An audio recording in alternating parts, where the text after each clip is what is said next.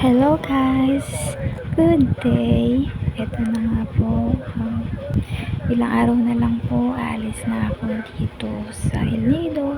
Lilisanin ko na po ang El Nido, Palawan. So, habang may ilang araw pa po ako, sulitin ko muna. Kaya hindi po ako masyadong nakakapag-engage sa iba. Pero babalikan ko po, kaya yung mga nag-comment po sa akin, re-replyan ko po at panunurin ko po ang mga video ninyo. Tatapusin ko po yan, huwag po kayo mag-alala.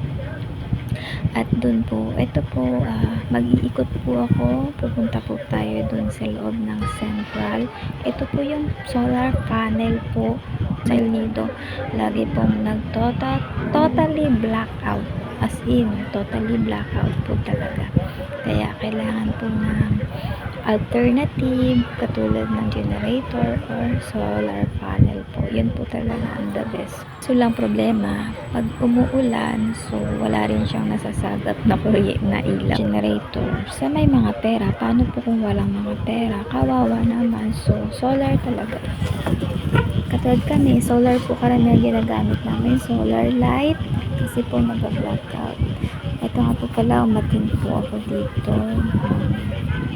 Konting ceremony, nakimarites lang po ako, daan lang tayo. So, ang kinagandahan po dito, itong mga bundok po, kasi nakakatuwa talaga yung bundok niya, pero bato po yan.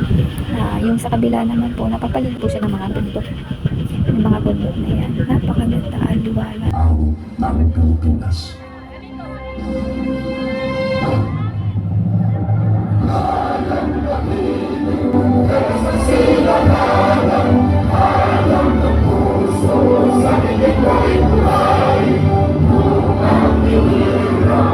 After po ng pambansang awit, ayan po, umulan po siya ng bongga, sabay init po. Ganito po.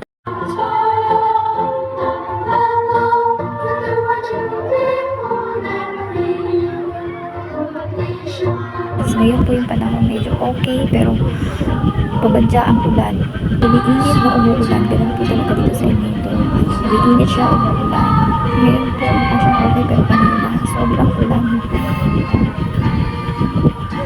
Thank you. Sana po mag-enjoy kayo. Thank you po sa mga nagsusupport sa akin. Walang sawang pagsusupport. Thank you so much. See you.